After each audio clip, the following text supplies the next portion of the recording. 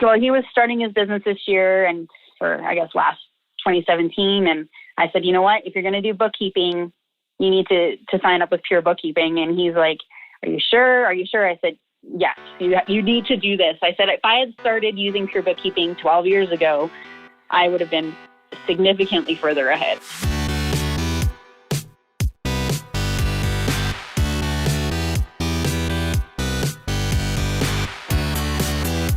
You're listening to The Successful Bookkeeper with your host, Michael Palmer.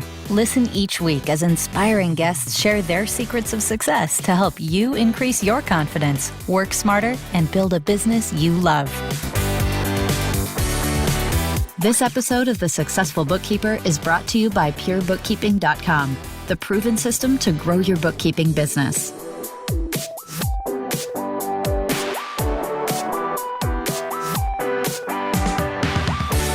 Welcome back to the Successful Bookkeeper podcast. I'm your host, Michael Palmer, and today's show is going to be a fun one. Our guest is the mother of 5 kids and has been operating a bookkeeping practice for 12 years, including starting her business twice. Once in British Columbia 12 years ago, and once when she moved to Alberta 5 years ago. She owns Birch Accounting and Tax Services, and her practice is almost 100% virtual. Amanda Birch, welcome to the podcast. Thanks a lot, Michael. I appreciate the opportunity to be here with you today. Well, the privilege is all of ours, and I do thank you for devoting your time during a very busy time of the year to actually give some of your wisdom, experiences, your wins, your failures, all that good stuff to our audience. And I know their hat is tipped to you as well. So, Amanda, first off, tell us why you were interested in becoming a bookkeeper in the first place. You know what? I was kind of thrown into it. My husband and I met. He's a CPA, and we were starting our family, and we realized that flexibility in working a 9-to-5 job wasn't quite what we wanted it to be. So when my oldest was born 12 years ago, we decided that I would start bookkeeping and doing some basic tax, to offset his income. I have been doing bookkeeping since I was actually 13 years old. My mom is also a bookkeeper. And so she had me, she had me doing reconciliations at 13. Wow. So I took my degree in business and started it. The first year we had 5 clients, and now we have significantly more than that. Beautiful. Now, you started at a very young age, and what have you seen through that, 13 to now? What stands out for you in terms of the business landscape today as to where it was before? Well, when we first started, we didn't have QBO. We didn't have things like ShareFile. Virtual bookkeeping, I don't think, was even on the landscape. I don't think people were thinking about it that way. And probably about 8 years ago, we started seeing things like QBO become a major player. And when we decided to move to Alberta, I knew it was an easy thing for me to do. You have things like FaceTime and Skype. My clients, I would say majority of them, I've never met in person. They know my voice, they've seen a picture, but to actually meet in person has never been a detriment to the growth of our business. That's fantastic. Yeah. You started your business twice, and you mentioned a little bit of that, and having the virtual aspect was a big part of what enabled you to do that seamlessly. What's that been like, though, to move to a completely different part of the world? I mean, you're part of Canada, really, part of the world, but from British Columbia to Alberta, I mean... We moved from a big city. We lived in Surrey, BC, so Metro Vancouver. We moved to what I classify small town Alberta, which is Leduc, is just south of Edmonton. Going from millions of people to 30,000 it was a culture shock, and definitely felt like a different part of the world. But having everything online, there was no question my ability to support my clients. And when I said I was moving and they said, so what does that mean for us? I said, well, this is what we have in place already. And this is what I'm going to be adding, to the platform. They were excited. They're like, you mean I don't have to see you anymore? And they were, and I said, well, I'm going to miss you. But I had a full practice at that point. I was contemplating moving out into office space. And so when I moved here, I stick to the home-based business because I didn't have to see anyone. And I've pretty much doubled my client base since I've moved here. And again, Wow. Clients that live down the street, most of their stuff is still virtual as well. I see them very rarely. Wow. It's fantastic. I mean, there's, these are some of the gains that you can get when you are working virtually, and that hits your bottom line, I'm sure. Mm-hmm, absolutely. I don't have to hire staff when I've got things in place like Receipt Bank and HubDoc. Those are my extra people. During tax season, I'll bring in extra help just to keep me on top of everything. The kids go to daycare more often, but I'm not feeling overly stressed. There's still some stress involved in the busy time of year, and any bookkeeper or accountant will tell you that. It's just crazy. But I look at it, the rest of the year is a pretty slow go, relaxing type of business. So definitely there's just pros and cons to both sides. Yeah, no, absolutely. Now, just because it's virtual does not mean that it's easy. There's lots of roadblocks and pitfalls and all sorts of stuff, just like any direction a business goes. What have you seen as some of the challenges that you've had to overcome having done this from a virtual standpoint? You know what? It's technology. There's always going to be problems with technology. Servers go down, they become overloaded. Clients who think things are 100% automated just because it's, online don't realize that I do put in a lot of work behind the scenes to make it look easy. And they're always surprised when I can give them answers at the drop of a hat. But there's a lot of work that gets us to that point. You'll see online, everyone's like, oh no, QBO is down, I can't run payroll, and nobody knows what to do. There is no contingency in place, right? Payroll goes down, suddenly you have to figure out how am I going to get payroll done? And at the end of the day, there aren't a lot of other options. When it used to be completely manual, you'd do it through QuickBooks Desktop or Simply Accounting. You'd create your pay stubs, you'd call the employer, send them an email and say, you need to write checks for, John Smith for $150. And that's what they would do. Now, if you're on something like WagePoint or QBO Payroll, or there's a bunch of other vendors that do this product, if they're down and you can't get it processed, you A, can't calculate, and B, direct deposit doesn't happen. So and that's a problem. It's a problem. People want to get paid. It's an amazing thing. Absolutely. People's houses depend on it. Absolutely. Absolutely.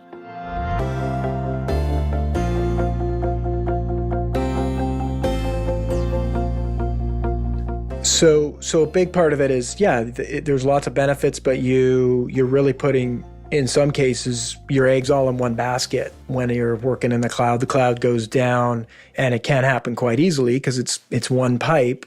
So that's one of them. What about the perspective of, you mentioned a little bit of that, right? Like even the perception that your clients would have, like, oh, this is all in the cloud now, it's easy, it should be easier to do for you. That's a perception that might be pushing the value of what you do down. How do you counteract that? Generally, it comes down to when there's a problem and you start explaining why there's a problem, right? Data going in is only as good as the person putting it there. So you have something like HubDoc or Receipt Bank, but if it's not being coded correctly or set up appropriately, there's a lot of problems. And so if they have a problem and you explain why there's a problem, they then go, oh, that's why I pay Amanda what I pay her. Because if I did that, I wouldn't know how to fix it. Or I'd be paying, year-end accountants a fortune to fix all the adjusting entries that need to go in because they didn't set it up correctly to begin with. Most of my clients, I would say 90% of them will sing my praises all day, all night, because they've had a problem that I've been able to fix because they don't know what to do. The other 10% is that they're pretty smooth sailing. They haven't had a problem yet. And so, you don't want to wish the worst on anyone, but it's usually the problems that will get you the great referral.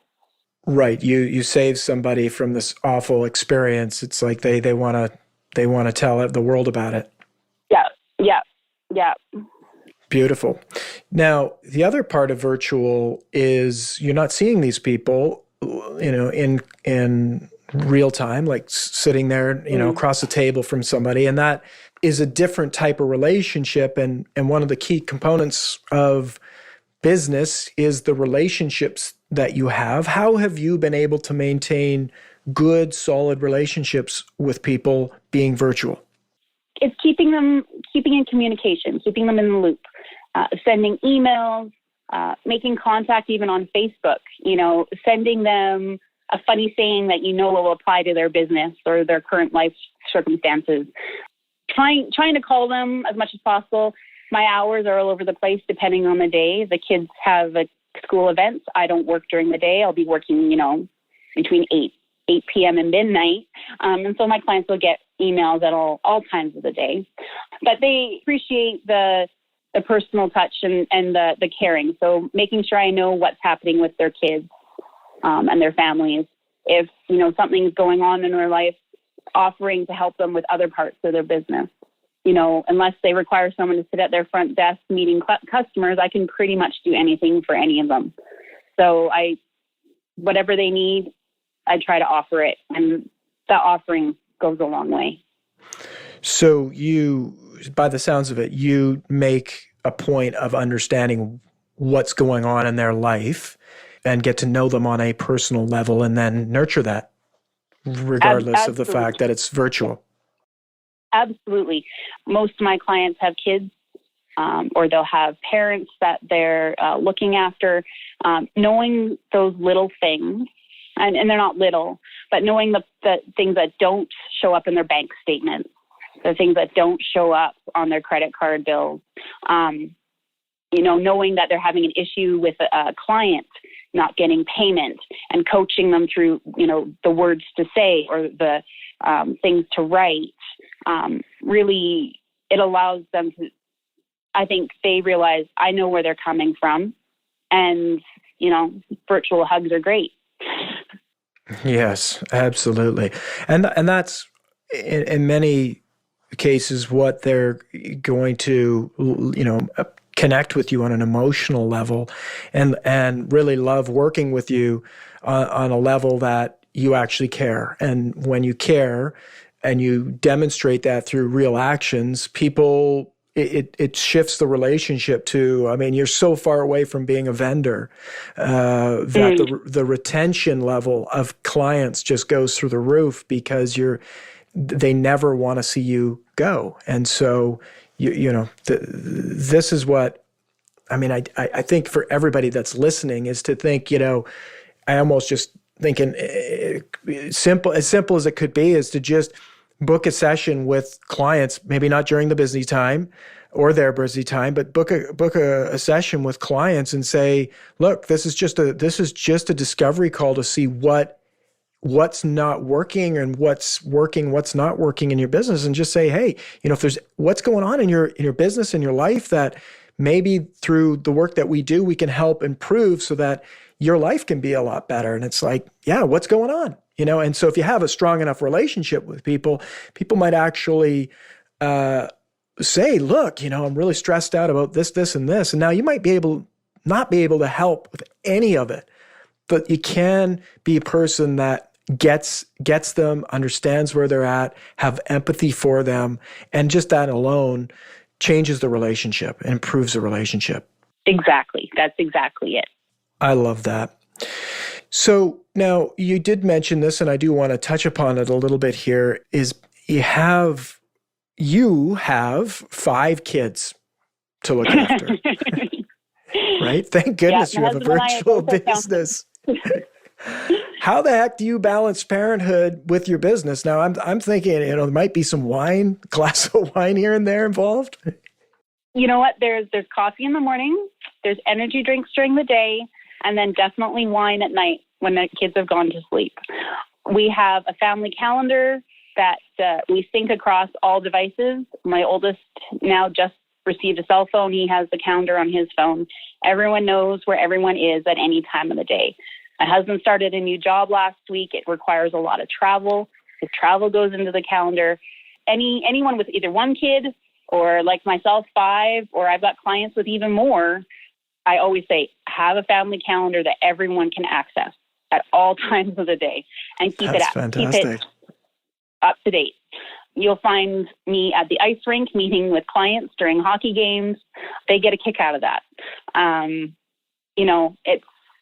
If people see us around the community, they're always commenting on, are all those kids yours? Yeah, they're all mine. That is beautiful. It's your virtual abilities are solving problems in your own life through a family cloud calendar. I use my calendar religiously online. I use Google Calendars, and it's on every single device. And if it's not in the calendar, it literally doesn't exist. And so the problem being is my wife is not like she has a calendar for work and she does all that stuff, but she is not as technical. And so we have a paper calendar up in the kitchen. Oh. And so I'm constantly getting in trouble because I haven't migrated my digital calendar back to paper-based calendar. And it's like, what do you mean? It's not on the calendar. So I love that you've done that. If his stuff isn't in there, I'm not going to apologize if I miss something. Beautiful. It has to go on the calendar. So now, not all of your kids are there yet, but you have one of your children have a calendar. So I think that's, one for everyone, whether you're working virtual or not.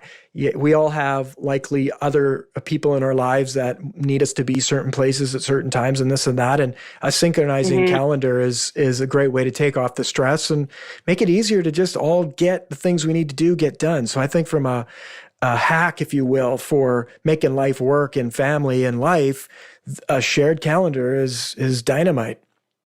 It is, absolutely. I couldn't do without it. My scheduling software for my clients, it syncs to the same Gmail calendar. And so if I've got something booked with the kids or my husband or whatever, they can't book that time with me. So it prevents a lot of double booking for sure. Beautiful. Now, what's the scheduling system that you're using? I use You Can Book Me. It's a free scheduling program that syncs with Gmail, which I absolutely love. You can get a paid version as well, but it's just me, so I don't have to worry so much about that. Okay, cool. So that's how clients book with you. So if they want to book time with you, they've booked that. That's now in your calendar, and away you go. So there's lots of different scheduling apps out there, but it's good to, I've never heard of that one. And that's one, if people are interested or just dipping their toe in this pool right now, then hey, that's another one to check out. And you like it and it's working. And if you're working with Google Calendar, excellent. Now, this is one thing, right, is bringing all of these virtual things in. Now, you've not always been virtual, and I'm sure there's lots of listeners that are, they haven't gone there and they're not, there's lots to do. Where do you think people should start to, like, what's a good, like, just get this done? If you do this will be a huge win to take some of what you're doing into the cloud. Wow. I don't know. It's been so long that I haven't had any cloud. So, if you've got desktop software, learn the online version. I'm strictly QBO, and I have a little bit on QuickBooks Desktop that I use with remote access. If you're in Simply, they've got their online platform as well. So learn the applicable online version of what you've got. With QuickBooks, you get Pro Advisor, your online Pro Advisor, you've got your desktop Pro Advisor, get your certification and learn it. In a lot of cases, they're backwards compatible. So if you know desktop QuickBooks, and moving to QBO isn't that much of a leap. And I mean, if you want to get advanced certified, that's going to take a little bit more time out of your week for sure, but worth every single penny of time.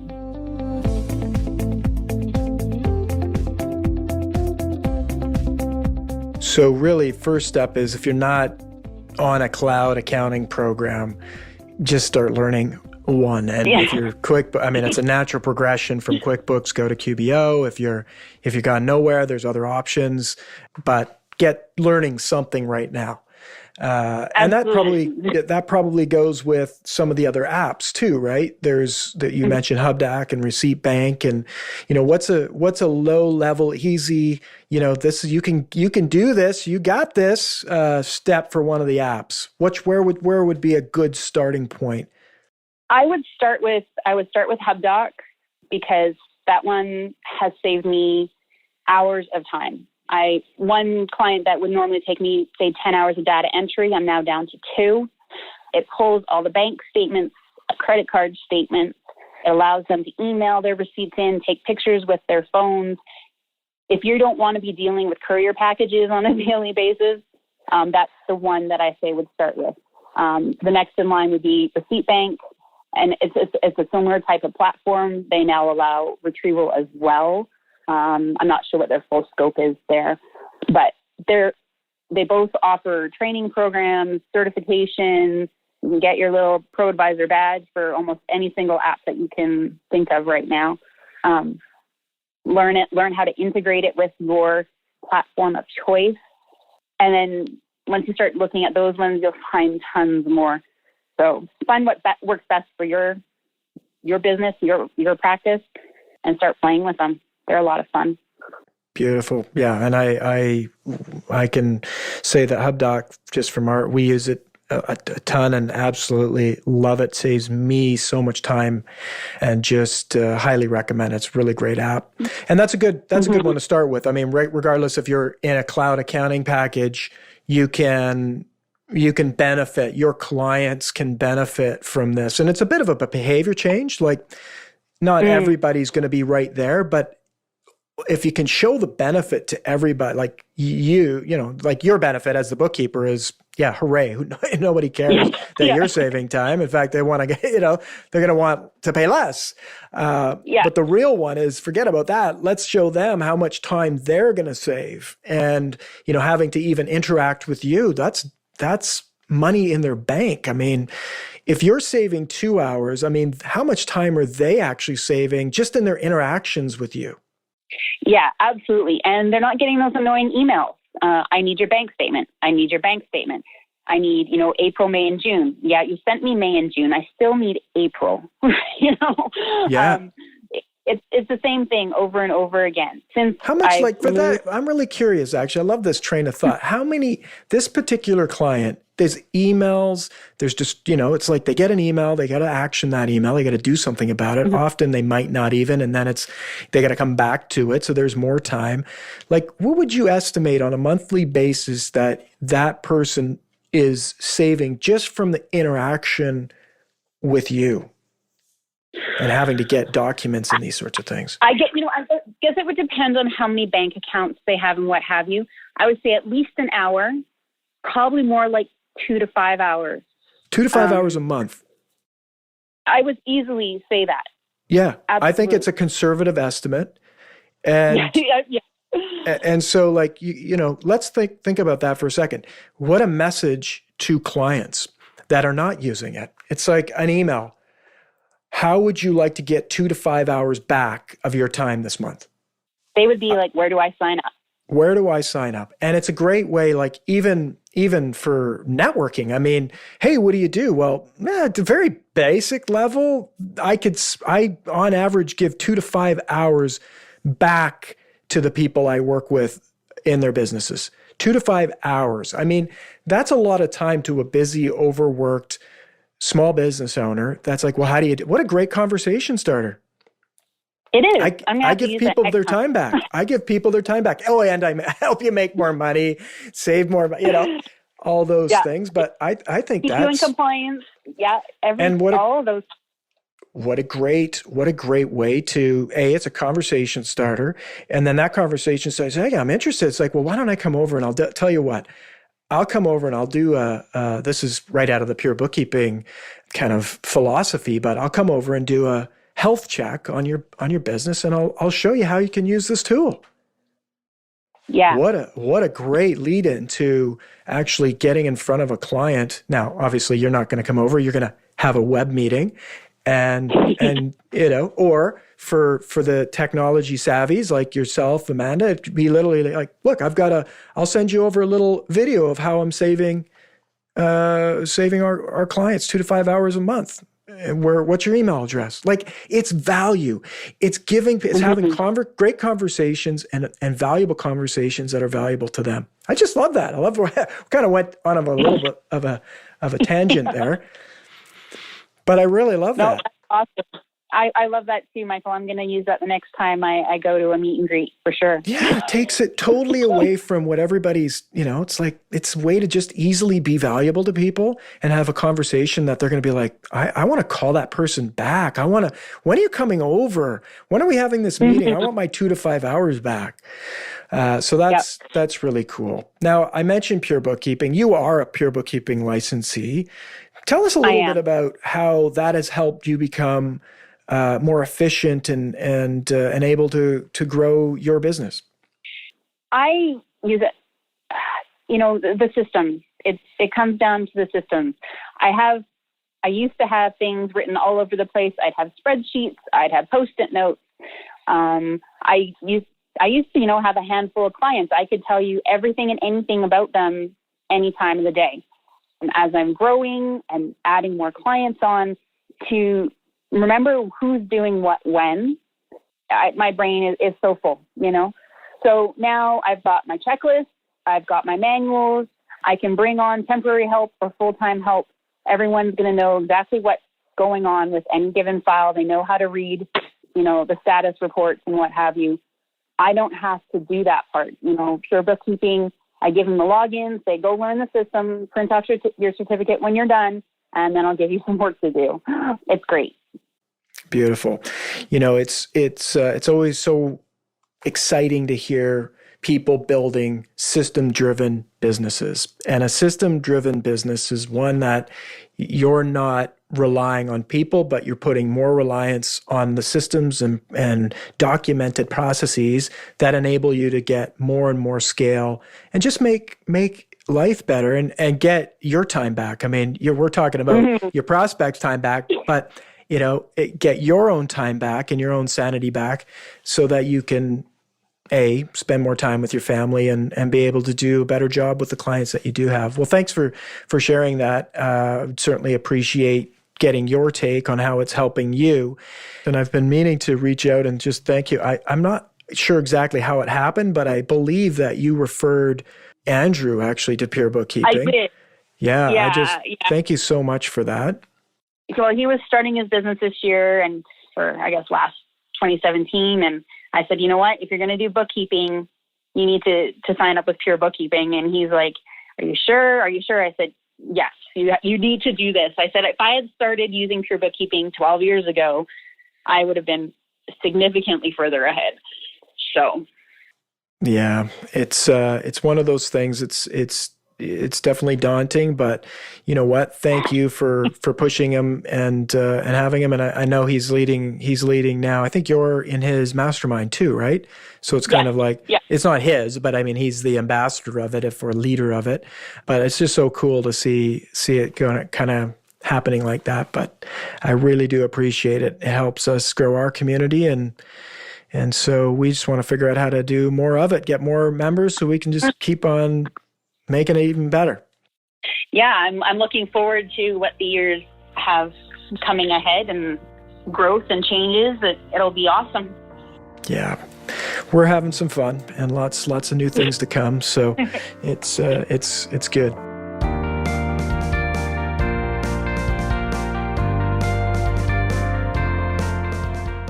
And I want to also jump back to a point that we didn't really dig deep into, but we touched upon it a little bit. You had to restart your business in Alberta 5 years ago.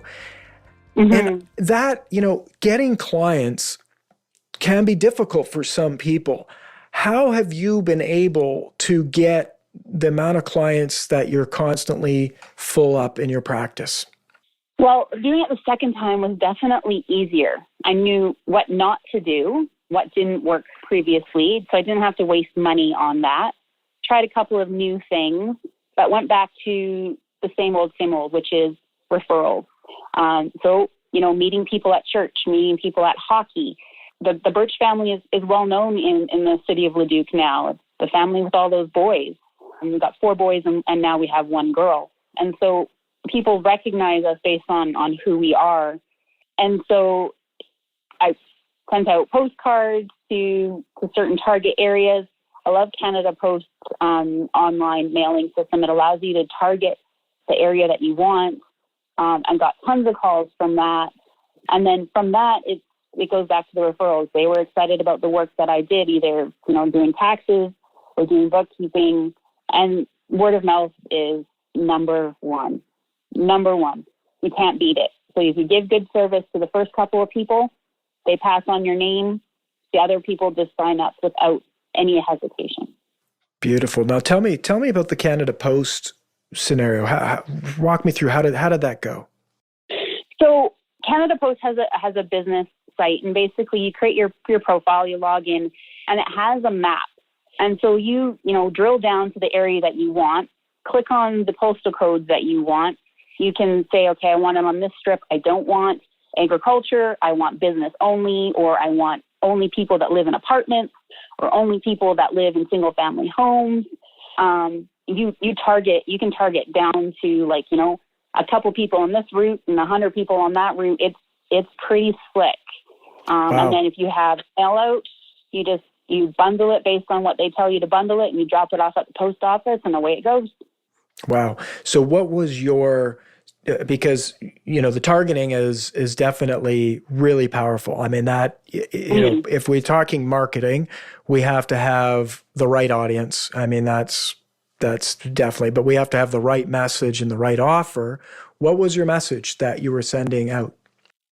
For small business, it was saying, I do bookkeeping, I take care of GST, WCB, PST. It was pretty basic, not very glamorous. We have a recognizable logo that we use. It's a birch tree. We get a lot of comments on that. So that went on the front of it, and on the back, it was a call to action. Do you need help? Do you want someone else to take over the payroll? Do you want someone else to deal with CRA? And it works really well. Simple is better. Direct them to your website that lists off all the other services. During tax season for personal tax, it was just saying, hey, we do personal tax, quick turnaround, whatever you're trying to promote yourself as, great service. Again, dealing with CRA on your behalf. That's a major pain point with almost everyone in Canada. They don't want to deal with CRA, and it's easy enough for us bookkeepers and accountants to do it. So wonderful. Well, that's a very cool strategy and tactic that you've had some success with, and I'm sure there'll be many others that will want to try it perhaps. And I recommend they reach out to you and find out more about how they can do that. What's the best way for people to learn more about you, Amanda? About me personally, or about my business? About your business, and there may be other bookkeepers that want to connect with you. It's the best way to get a hold of me is through my Facebook page, facebook.com/Birch Accounting.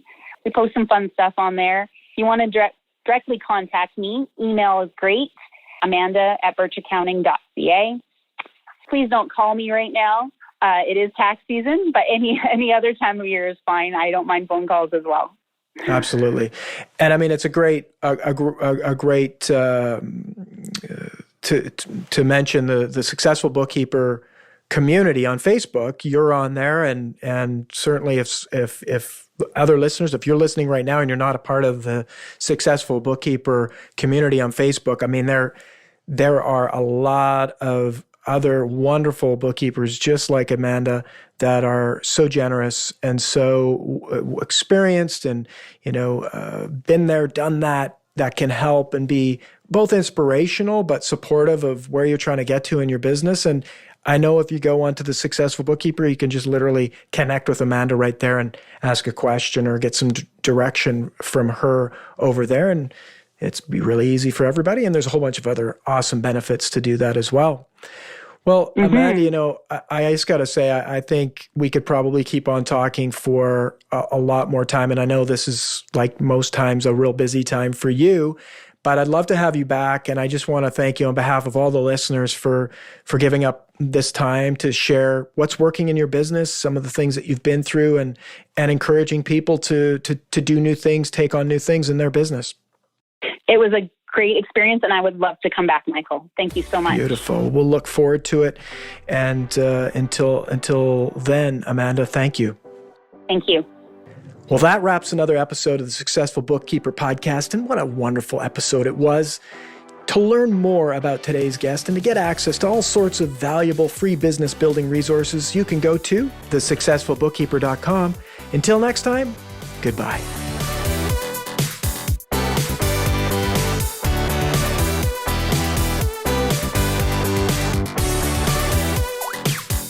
You've been listening to The Successful Bookkeeper with Michael Palmer. For more information and to download the resources mentioned in this episode, please visit us at thesuccessfulbookkeeper.com. Thank you for listening.